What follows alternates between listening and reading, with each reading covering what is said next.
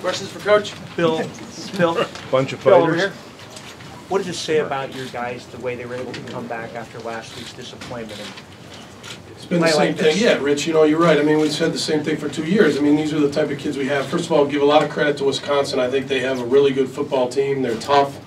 I think they're coached very well. I have a lot of respect for Gary Anderson, his career and what he's done here in his first year at Wisconsin. So it was a tough game. But, yeah, our guys, you know, they practice hard. They love to play. And, you know, I can tell you flat out that they took offense to the fact that they were 24-point underdogs and that nobody even in State College thought they could win the game, except the kids in that locker room and the coaches in that locker room. So I think those kids took it personally. You know, you take those things personally. That's just the way it is. That's football. And, you know, I feel really good for the seniors that they were able to come out on a winning note.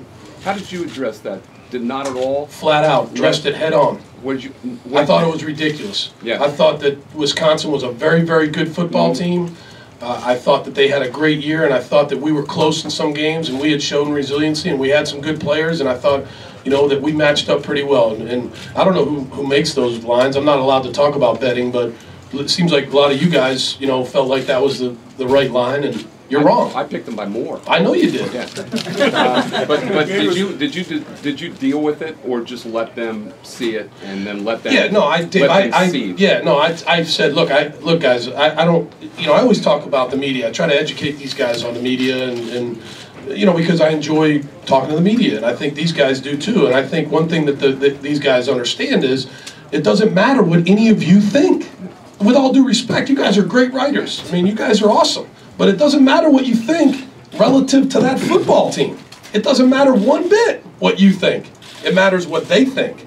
And that's what I think they understand, and you know, they showed it tonight. Hey, Bill, Christian had a great game. Do you think it was one of his better games this year? You know, I have to watch the film, Joe, but it seemed like he stood in there pretty good, and you know, he understands the pocket better, and I thought he did a good job of delivering the football and being accurate with the football, and he's a good player. You know, he's a good young player that I think if he continues to work, he's got a chance to be, you know, really good. Bill, was there yeah, not good.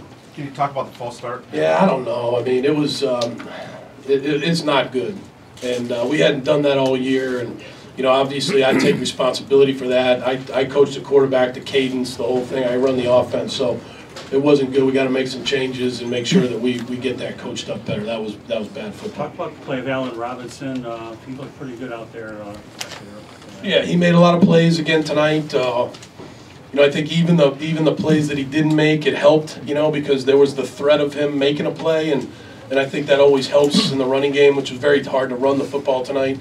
But you can't say enough about Allen Robinson. He's you know, an excellent football player and great guy to coach, great guy to be around. Hey, at the beginning of the fourth quarter, you guys all started dancing to the jump around.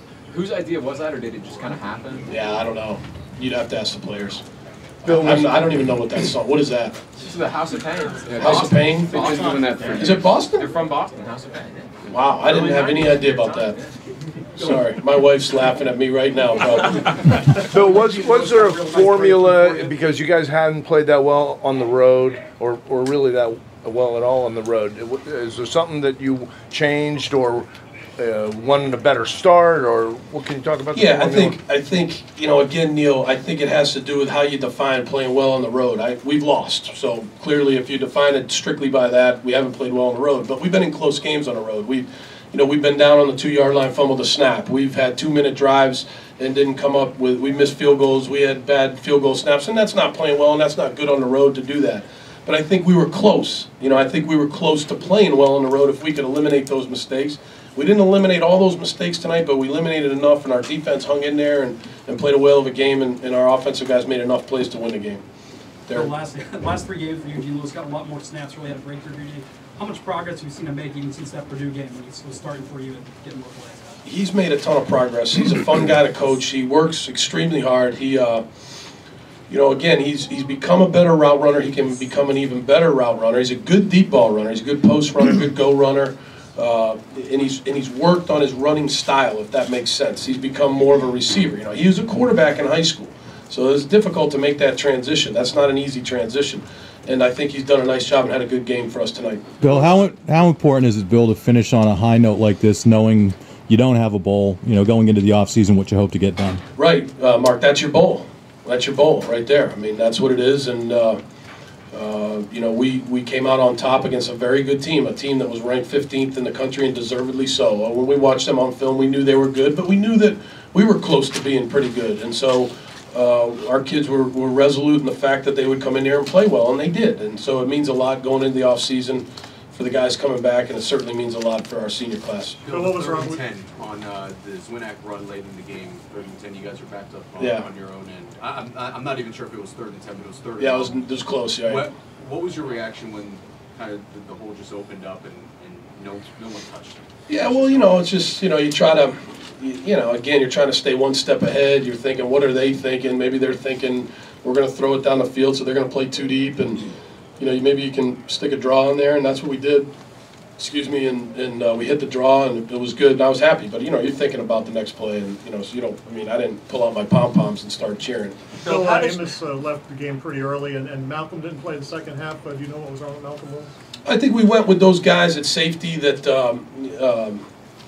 that made some plays. That's what we did. I think Mal got a little banged up, and that was basically what it is. I'll find out more about that, Joe, but we won't have any more press conferences, so I don't know when I'll be able to relay what exactly happened there. Joe, be before spring practice. How about the Christmas card that you sent? Yeah.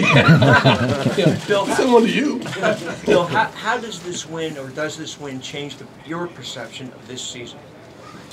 Yeah, I think it was an up and down. I still think it was up and down, Rich. I really do. I think that there were a lot of close games. My perception is this. I think that in this program, this year, we had a small margin of error. And, more times than not, we beat that margin of error. We played less, made less errors. We won 7 games and lost 5. But when we made too many mistakes, we lost a lot of close games, got blown out once. So I think for where we're at right now, 2 years into basically a new program, and I mean that by saying that on July, whatever it was, 22nd, 2000 and whatever it was, 12, things changed, because of what happened with the sanctions. And I think to be where we are right now, could we be better? Certainly, we could be better. We could have coached better, we could have played better, but I think the program's in pretty good shape right now. Did you ever read these guys were going to play this well? Do you ever have a read on them?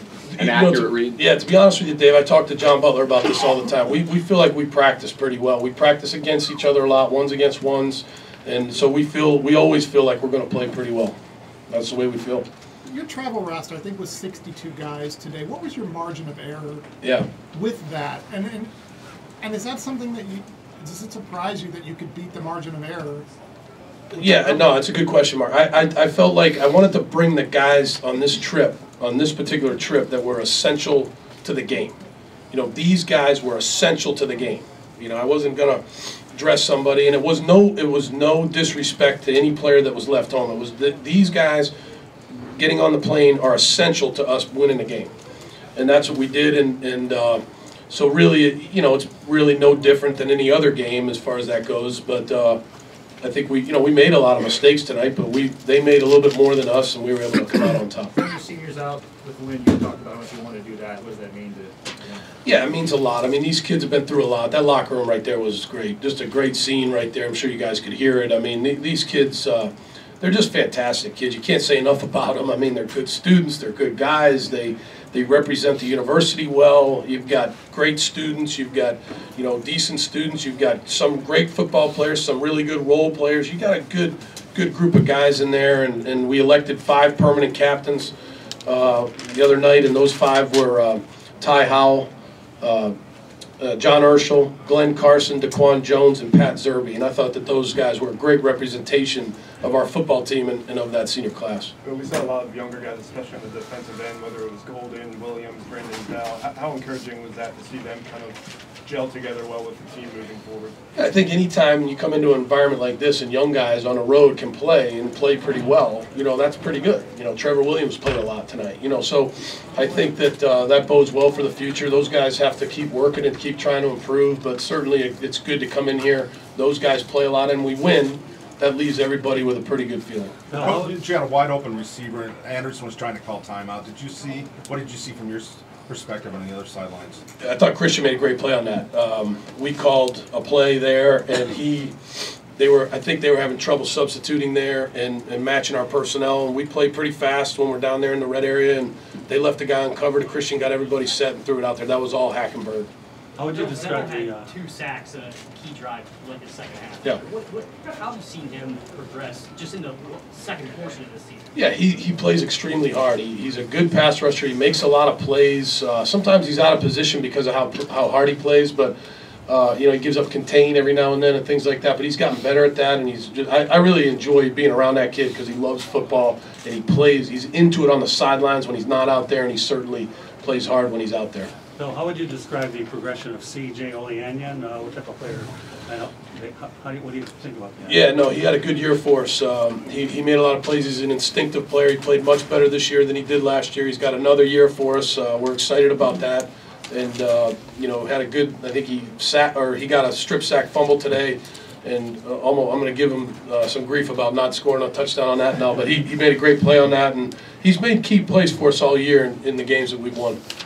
You got a lot of big plays today, and Wisconsin hadn't given up a ton of the big plays all year. Was that something that, watching some of the film, you think you could take advantage of downfield? Yeah, I think so. And then we had to come in here, Corey, and confirm it. You know what I mean? Sometimes you see that on film, but that's not necessarily how they play you. So, we froze them a little bit at the line of scrimmage to see what they were in, and then tried to, if they're playing cover one, try to get the ball to Allen or Gino down the field, and we were able to hit some of those. I think my theory on that is always if you throw 10 deep balls down the field, I'm not sure if we threw 10, but we threw quite a few.